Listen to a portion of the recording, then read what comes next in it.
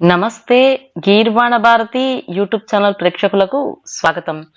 ఈ రోజు మనం వాట్సాప్ లో మనకి మనమే మెసేజ్ ఎలా చేసుకోవాలి అని తెలుసుకుందాం. అసలు మనకి మనమే మెసేజ్ ఎందుకు చేసుకోవాలి అని ఒకసారి ఆలోచిద్దాం. మనకి గ్రూప్ లోనో లేదా ఎవరైనా పంపినవో ఏదైనా మెసేజ్లు ఉంటాయి. అవి కొద్దిగా యూస్ఫుల్ ఇన్ఫర్మేషన్ ఉండి ఉండొచ్చు. సో అలాంటి మెసేజెస్ మనము ఫర్దర్ రెఫరెన్స్ కోసం వాడుకోవాల్సి వస్తుంది. సో అది మనకి వచ్చిన చాలా మెసేజెస్ లో అవి కలిసిపోతూ ఉంటాయి. వీటిని మాత్రమే ఫర్దర్ రెఫరెన్స్ కోసం పక్కన ఉంచుకోవాలి అని అనుకున్నప్పుడు ఎవరికో ఒకళ్ళకి మనము ఈ మెసేజ్ ని సెండ్ చేసుకుంటూ ఉంటాం అనమాట. అలా కాకుండా ఇప్పుడు మనకి మనమే మెసేజ్ చేసుకునే ఫెసిలిటీని వాట్సాప్ మనకి ఇచ్చింది. సో అది ఎలా చేయాలి అని తెలుసుకుందాం. దానికోసం వాట్సాప్ లోకి వెళ్దాం. సో వాట్సాప్ లోకి వెళ్ళిన తర్వాత సెర్చ్ లోకి వెళ్ళి యు అని టైప్ చేయాలి. యు అంటే మనం అనమాట.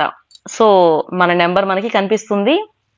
సో దానిపైన క్లిక్ చేస్తే మన ఫోన్ నెంబర్ అక్కడ డిస్ప్లే అవుతుంది. సో ఇక్కడ మనకు కావాల్సిన ఏదో ఒక మెసేజ్ ని, ఎక్కడి నుంచో కాపీ చేసిన మెసేజ్ ని, ఫోటోని, ఏదైనా కానీ మనం సెండ్ చేసుకోవచ్చు. This is a test message అని టైప్ చేశాను. జస్ట్ సెండ్ అని నొక్కాను.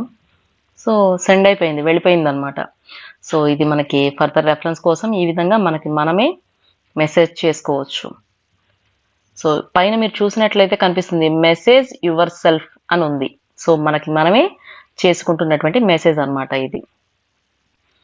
Thanks for watching the video.